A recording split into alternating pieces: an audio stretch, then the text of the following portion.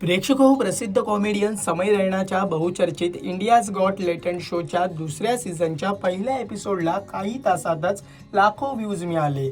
या एपिसोडमध्ये बॉलिवूड स्टार आलिया भट्ट आणि शर्वरी वाघ पाहुण्या म्हणून सहभागी झाल्या होत्या। पण सुकृत देव नावाच्या मराठमोळ्या स्पर्धकाने एंट्री घेतली आणि सगळ्यांचंच लक्ष वेधून घेतलं। दारुड्या माणसाचा अभिनय करत कविता सादर करणाऱ्या सुकृतचा परफॉर्मन्स पाहून आलिया भट्टचेही डोळे पाणावले आणि हा परफॉर्मन्स सोशल मीडियावर तुफान व्हायरल झाला आणि सुकृत देव रातोरात स्टार झाला।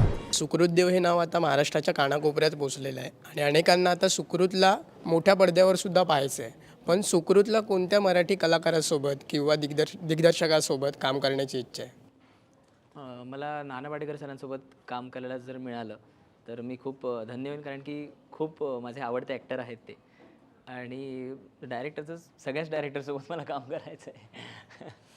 पण ह्याच्या आधी असं डेस्परेटली असतं ना की आता तू अर्थात बोललास की नाना सरांसोबत काम करायचं, ते प्रत्येक अभिनेत्याची इच्छा असते दिग्दर्शनाच्या बाबतीत, कारण तू स्वतः लिहितोसही। सो असं आहे का कुठल्या म्हणजे नाटकात तर तू अर्थात काम करतोस, मालिकांमध्येही केलंय, पण असं नाही की मोठ्या पडद्यावर दिसण्यासाठी या दिग्दर्शकासोबत काम केलं तर कदाचित माझ्या ज्या कलेला आणखीन जास्त वाव मिळेल असं तुला वाटतं का? संजय जाधव सर आहेत, त्याच्यानंतर संतोष पवार सर आहेत, ज्यांच्यासोबत मी आत्ता पण करतोय, पण फिल्म्स पण जर मला मिळाल्यात सर तर खूप चांगलं होईल।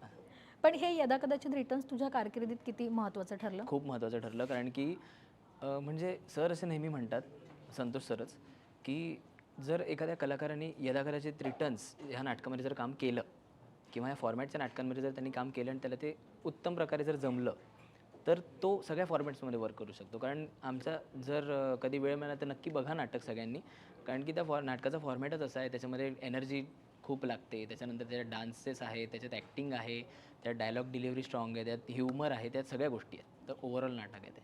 ओके, त्याच्यामुळे ते खूप, आणि त्या नाटकाने खूप काय म्हणतात एक शेप दिला खूप एका ॲक्टरच्या जर्नीमध्ये सगळ्यांनाच, ज्यांनी त्याच्यामध्ये काम केलं आहे आधीपासूनच, त्याचं पहिलं पण आणि दुसरं सुद्धा। दरम्यान प्रेक्षक हो, रातोरात स्टार झालेल्या सुकृत देवच्या यशामागे प्रचंड मेहनत दडलेली आहे। विशेष म्हणजे सुकृतची नाळ रंगभूमीशी जोडलेली असून गेल्या 8 वर्षांपासून त्याचं रंगभूमीशी नातं आहे। त्यामुळे देशाच्या कानाकोपऱ्यात पोहोचलेला सुकृत देव पहिल्यांदा रंगमंचावर कधी गेला याबाबत जाणून घेण्याची तुम्हालाही उत्सुकता असेल। प्रेक्षक हो, स्वतः सुकृत देव यांनी याबाबत लोकमत फिल्मीशी बोलताना काय सांगितलंय पहा। आता कॉलेजमध्ये जेव्हा मी होतो तेव्हा मी सुरुवातीला तर 1 वर्ष आमच्या नाटकाचा ग्रुप नव्हता, काही वर्ष आधी तो बंद झाला आणि मग तो सुरूच नाही करण्यात आला, कोणी केला नाही म्हणजे सुरू। तर सुरुवातीला मी कॉलेजमध्ये फेस्टमध्ये कॉम्पिटिशन्समध्ये पार्टिसिपेट करायचो, मग हळूहळू एक मराठी वाङ्मय मंडळ म्हणून एक होतं आमच्या कॉलेजमध्ये, मग ते जॉईन केलं।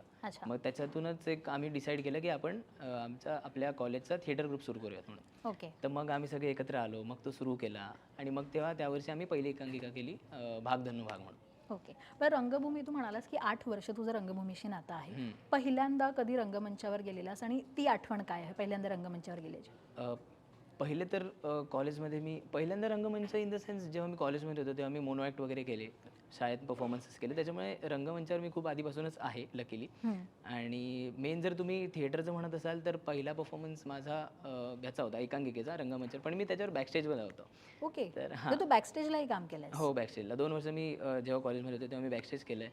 त्याच्यानंतर मग मग कोविड आला, कोविडनंतर मग 1-2 वर्ष जॉब करत करत मग थिएटर वर्कशॉप्स केले आणि मग त्याच्यानंतर मुक्काम पोस्ट आडगाव म्हणून एक जॉब सोडला, तेव्हा मला मुक्काम पोस्ट आडगाव म्हणून पुरू सरांचं एक नाटक मिळालं। पुरू सर म्हणजे पुरुषोत्तम बेर्डे सर। ओके, तर त्या नाटकामध्ये मी एक दारुड्याचं कॅरेक्टर केलं होतं आणि ॲक्च्युली त्याच्या ऑडिशन्समध्ये पण मी तेच कॅरेक्टर केलं होतं। अच्छा, हां, तर त्याच कॅरेक्टरवरून माझं तिथे सिलेक्शन झालं आणि त्या नाटकात पण मला दारुड्याचाच रोल मिळाला। ओके, मग तिथून खरी तर सुरुवात झाली असं म्हणावं लागेल, पण हां म्हणू शकता, हां, पण म्हणजे कमर्शियल नाटकांना वगैरे तिथून सुरुवात झाली। प्रेक्षक हा व्हिडिओ तुम्हाला कसा वाटला, सुकृत देवचा परफॉर्मन्स कसा वाटला हे आम्हाला कमेंट करून नक्की कळवा आणि मनोरंजन क्षेत्रातील महत्त्वाच्या घडामोडी जाणून घेण्यासाठी लोकमत फिल्मीला सबस्क्राईब करायला विसरू नका। पाहत रहा लोकमत फिल्मी।